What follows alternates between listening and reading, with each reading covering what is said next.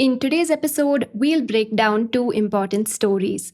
First, we'll talk about how a green transition needs more than just clean energy, and then we'll talk about the $1 million gas leak under India's coal mines. Welcome back to the Daily Brief by Zerodha, where we cut through the noise to help you understand what's actually happening in the most important stories from business and markets. I'm your host Akshara, and today is Thursday, 14th May.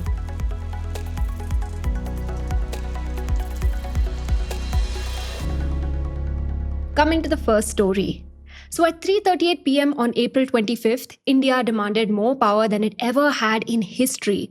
The grid handled 256 gigawatt in a single instant. Impressively, we had enough power to meet all that demand, about a fifth of which came from solar plants.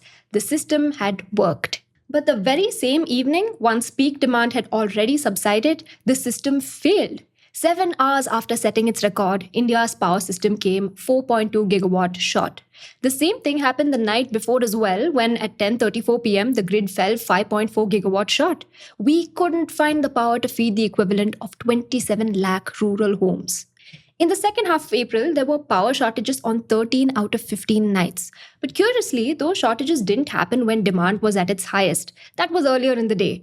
The shortages came later, at night. You could see this play out in electricity markets as well. So earlier in April, real-time prices on the Indian Energy Exchange collapsed to near zero on some afternoons. There were times when you could buy a unit of electricity for just 1 to 3 paise. On multiple evenings in the same month, meanwhile, prices regularly hit the government's rupees 20 per unit ceiling. Now, our electricity markets are entering weird territory. We're seeing shortages night after night, but when daylight rolls around, we can no longer handle the amount of electricity that floods in.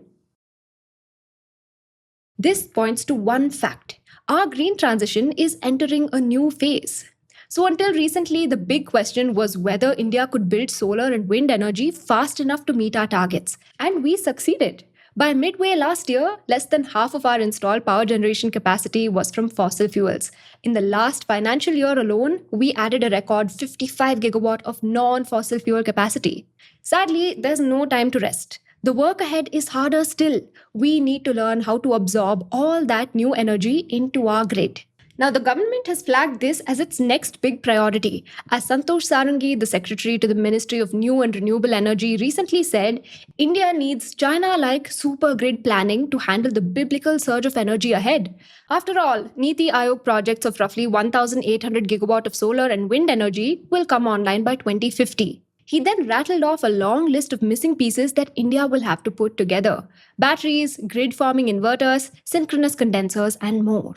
This new phase is already underway. India recently flagged off its first synchronous condenser, and this is a machine that protects the grid from volatile renewable supply. The Central Electricity Authority, or CEA, opened its first public consultation on grid forming inverter standards this January. Midway through last year, the government signed off on 7.5 gigawatt of battery and pumped storage, although the CEA's planning document says we'll need 10 times that by 2032. So, how does electricity reach your home from a power plant? There are, of course, many hundreds of kilometers of wire which carry that electricity. But it isn't only wires. There's an entire live machine, the grid, which has to balance the electricity entering and exiting the system for every second of every day. Now, this grid has 3 jobs.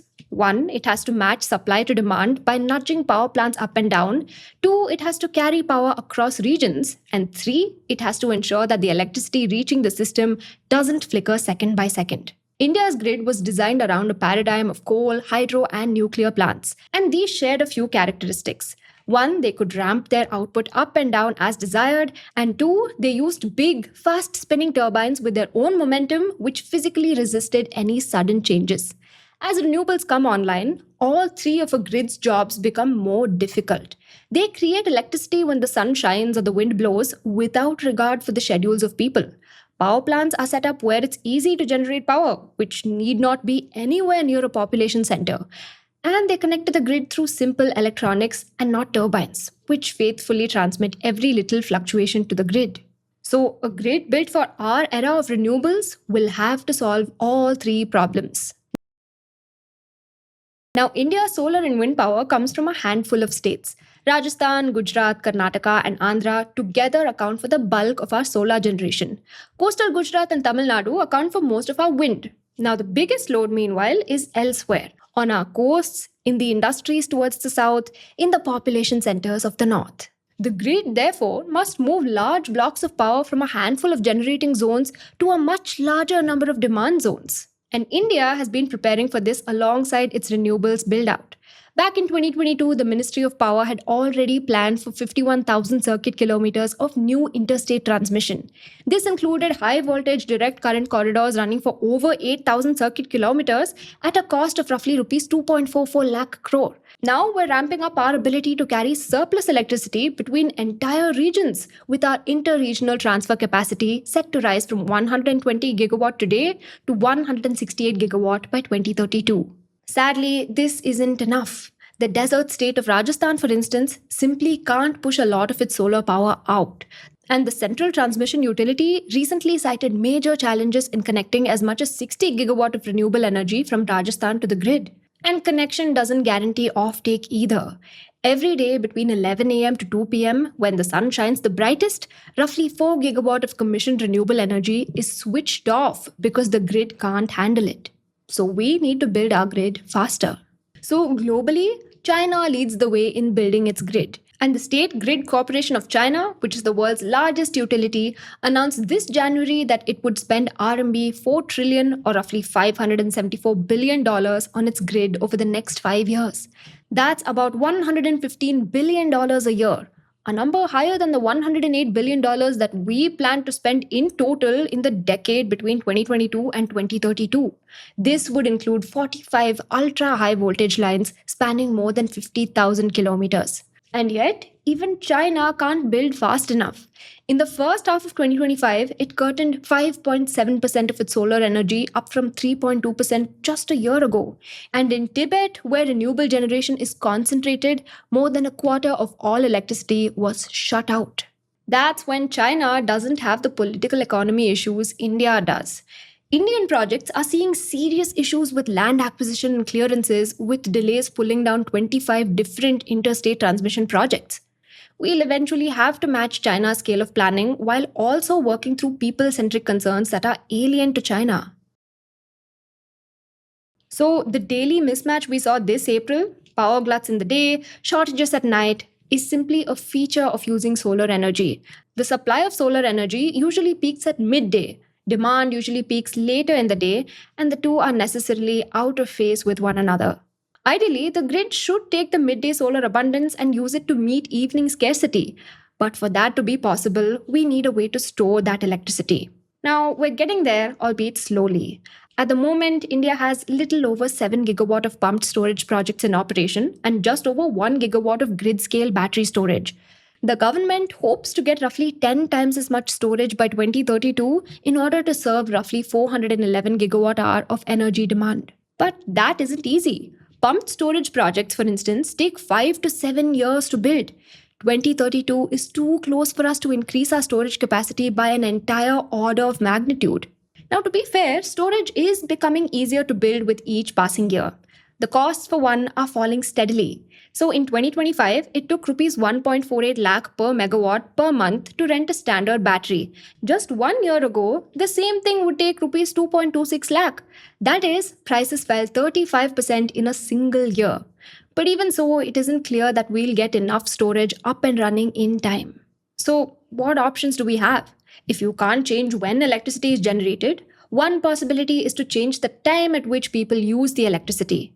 And you can nudge people to do so by charging them different rates for electricity depending on how much supply there is at the time. And we are exploring this option as well.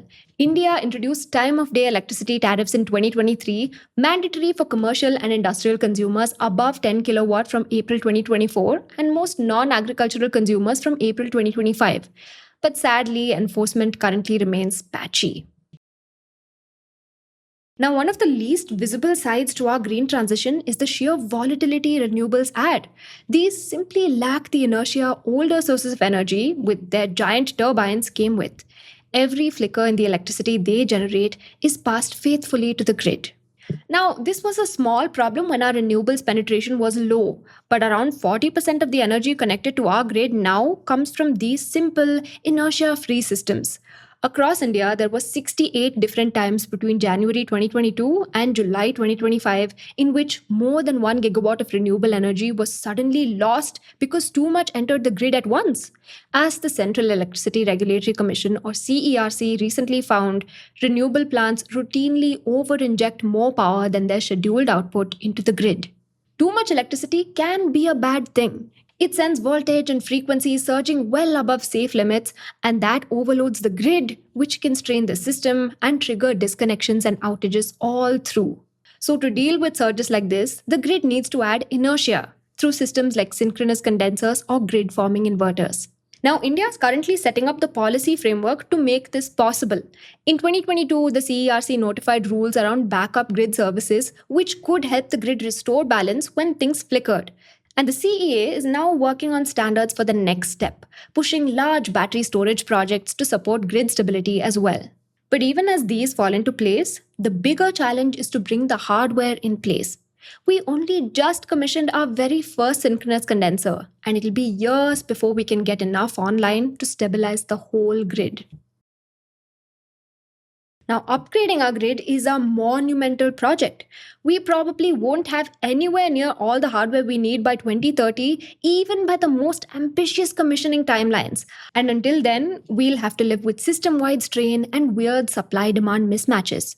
Now, there are some stopgap answers we can attempt. We could, for instance, invest in making our coal plants more flexible. For instance, making them run at low capacity in the middle of the day. One proposal, for instance, is to run thermal plants at a minimum floor of 40% capacity rather than 55%, which will create 34 gigawatt of extra headroom to absorb surging solar energy. But such solutions come with trade-offs. For instance, running thermal power plants below their capacity can damage them. In fact, NTPC recorded 692 boiler tube leakages between 2022 and 2025, partly because of adjustments like this. But more importantly, this will only buy us time. We don't have the luxury of simply hoping things will work out. Eventually, we'll have to transform our grid, ensuring that we can get clean electricity to arrive where it's needed, when it's needed, at a frequency the grid can manage. But without that, our impressive build-out will be for nothing. There's a steep hill to climb ahead, but the good news is that the government is signaling its willingness to do just that. For all the sources mentioned in this video, don't forget to check out our newsletter. The link is in the description. Coming to the second story. India can't quit coal. Not yet anyway. The country just crossed over 1 billion tons of coal production in the fiscal year 2024-25. And the plan isn't to slow down. The Ministry of Coal wants us to scale that to 1.5 billion tons by 2030. Coal still powers over 70% of India's electricity generation and accounts for more than half of our primary energy needs. And even as renewables are expected to take a bigger share of India's energy mix compared to coal, absolute coal consumption keeps rising. The most consequential part of this expansion is happening underground. So India plans to nearly triple underground coal mining output, targeting over 100 million tons per year by FY29. So underground mines, while accounting for about 40% of India's coal mines, produce just 3.5% of total output. They're small, expensive to operate, and require specialized equipment. But they also sit on top of some of the country's richest coal beds or seams, including the coking coal India badly needs for steel making. But there's a problem with these ambitions. See, coal seams inherently contain a lot of methane, a greenhouse gas that contributes significantly to global warming. And mining cracks open those seams, naturally letting out the gas. Over a 20-year horizon, its warming impact is over 80 times that of carbon dioxide. And it's estimated to be responsible for roughly 30% of the rise in the global temperature since the Industrial Revolution. Now, by 2029, EMBER estimates that the short-term warming impact of India's coal mine methane could reach about 138 million tons of carbon dioxide equivalent. So to put that in perspective, that's roughly equal to the carbon dioxide emissions from every truck and bus on Indian roads in 2021. And underground mining in particular is a bigger culprit of this than surface mines. Despite its low contribution to output, it makes up 15% of methane emissions. Now, all of this runs in conflict with India's goal to achieve net zero emissions by 2070. In fact, we have no dedicated policy framework to deal with coal mine methane or CMM.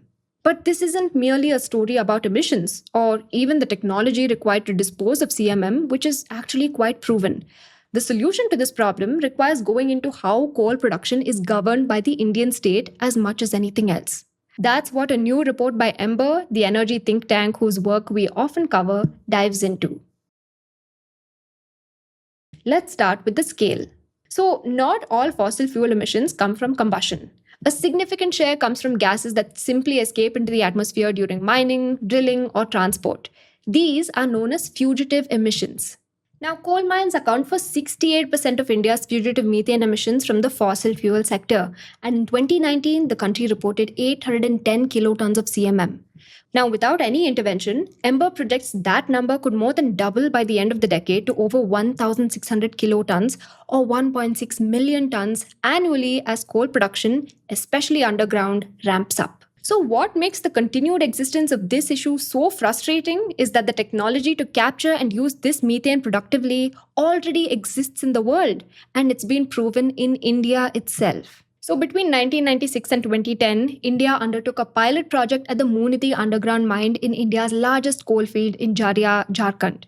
3 vertical wells were drilled to recover methane trapped in the coal seam, and the gas was captured and fed into generators, producing over 10 lakh kilowatt hours of electricity for the local mine colony. Captured methane can also be injected into local gas grids or used to displace imported natural gas. Now, the project proved that methane extraction and utilization from Indian underground mines was technically feasible. Several other such studies followed at other mines, confirming that the approach could work more broadly. But none of them led to a commercial project. In over a decade since the pilot's success, 0 commercial scale coal mine methane mitigation projects have been implemented in India. So, if the technology works, why hasn't anything happened? The answer mostly lies in the governance structure of coal in India. In essence, CMM in India falls into an institutional no man's land where multiple agencies touch the issue, but nobody owns it. At the top, you have the Ministry of Coal, which sets overall coal policy and production targets and directly controls 3 agencies. The first one is Coal India. Second is the Central Mine Planning and Design Institute or CMPDI, which provides technical oversight and acts as the nodal agency for commercial methane feasibility. Third is the Coal Controllers Organization or CCO, which monitors production and coordinates mine closure approvals. This entire apparatus then liaisons with 4 other agencies separately. First is the Directorate General of Mines Safety or DGMS, which handles mine safety. So it classifies underground mines into 3 degrees based on gassiness and mandates ventilation and drainage protocols for the more dangerous ones to prevent them from exploding. Second is the Ministry of Environment, Forest and Climate Change or MOEFCC. Its job is to estimate the methane emissions from projects and decide environmental clearances accordingly. The third, the Director General of Hydrocarbons or DGH, oversees coal bed methane, which is legally treated as an unconventional hydrocarbon, which means it's distinct from coal mine methane even though the gas comes from the same seams. And finally, Niti Aayog for general policy planning. That's multiple agencies across ministries, each touching a piece of the methane problem with no single body responsible for coordinating policy or setting standards. As a result, methane regulation in India is entirely safety driven. There's no standalone methane emission cap anywhere in the system. Now, many of the issues plaguing CMM and broadly coal management are downstream of this structure of India's coal monitoring. Take, for instance, how we measure CMM data. India's emissions reporting is built on emission factors derived from field measurements at 16 surface and 83 underground mines. Those factors are then weighted into national averages. But the actual underlying mine level data isn't publicly available. It's scattered across agencies with no integrated monitoring platform, no standardized reporting framework, and no mechanism for independent verification. You can't design an abatement policy if you don't know mine by mine how much methane you're actually dealing with. Now, the abandoned mine problem is the sharpest illustration of this vacuum. India doesn't include abandoned mine methane or AMM in its reporting at all. Their reasoning was that there are very few abandoned mines which also had low production when they were active. But there are no publicly available ground level measurements to support that claim. The mine closure guidelines do require a 2-year post-closure monitoring period for air quality, but methane isn't explicitly named. falling ambiguously under the general air quality umbrella. And the Ministry of Coal has identified 147 coal mines for closure by 2028.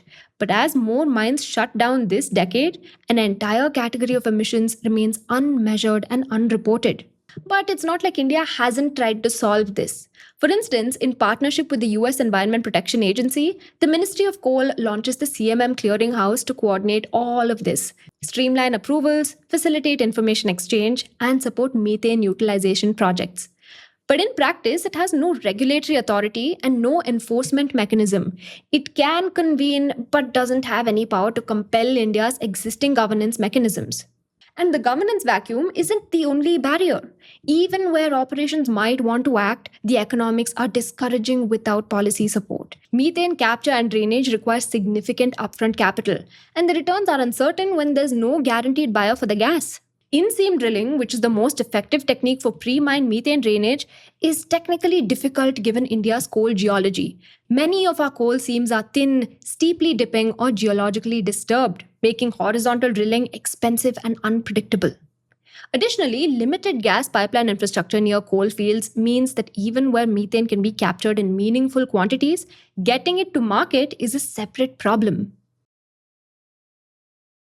Now, the economics of inaction are stark. India spent over $13.3 billion importing roughly 31 billion cubic meters of natural gas in FY 2023-24.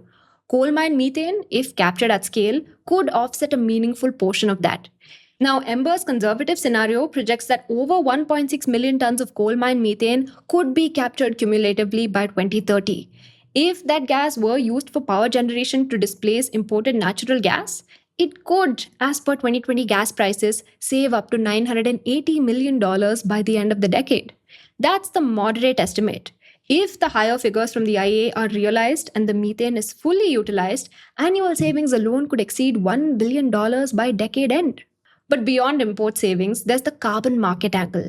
If the coal sector is included in future iterations of India's Carbon Credits Trading Scheme or CCTS, mines that reduce methane below their baselines could generate tradable credits, creating a new revenue stream that doesn't exist today. And this already exists in some countries. Australia already does something like this through its safeguard mechanism, where facilities that beat a baseline of 100 kiloton carbon dioxide emissions earn credits they can sell. The EU's methane regulation goes even further, setting progressive emission thresholds for coal mines and banning methane venting from drainage stations outright. And then there are the core benefits that don't show up on a balance sheet. Methane drainage before mining improves worker safety, which is, ironically, the entire reason DGMS monitors it in the first place. Reducing methane also cuts ground-level ozone formation, which worsens respiratory health and lowers crop yields in the communities surrounding India's coal belts. So, India's coal expansion isn't slowing down, and we can't afford to do so. But every ton of coal extracted underground releases methane that we know how to capture, know how to use, and have already proven we can handle in Indian conditions. What's missing is a governance framework that turns proven technology into standard practice.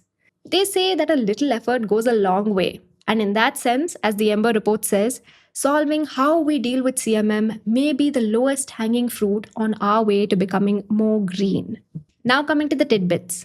Adani Ports and SEZ, APSEZ, is planning a Rs 13,000 crore investment to scale up its marine services business, which includes dredging, harbour tugs, and offshore support vessels. The company is also entering the European subsea cable laying market as global demand for undersea cable infrastructure surges. Coming to the next tidbit, India has set up a $1.5 billion Bharat Maritime Insurance Pool to provide guarantees to Indian vessels operating in the Red Sea and other high-risk waters, reducing dependence on expensive foreign insurers amid the ongoing West Asia crisis. The pool, backed by domestic insurers, aims to keep Indian shipping competitive at a time when war risk premiums from London and international P&I clubs have spiked sharply. Coming to the final tidbit. China has moved the WTO to settle a dispute they filed against India's domestic content requirements and industrial policy for solar cells and modules, arguing they unfairly shut out foreign suppliers. In January as well, China raised complaints to the WTO on India's incentives for EVs and battery components. That's all the news I have for you. Thank you so much for watching, and see you in the next one. Disclaimer: this content is for informational purposes only. None of the stocks, brands, or products mentioned are recommendations or endorsements.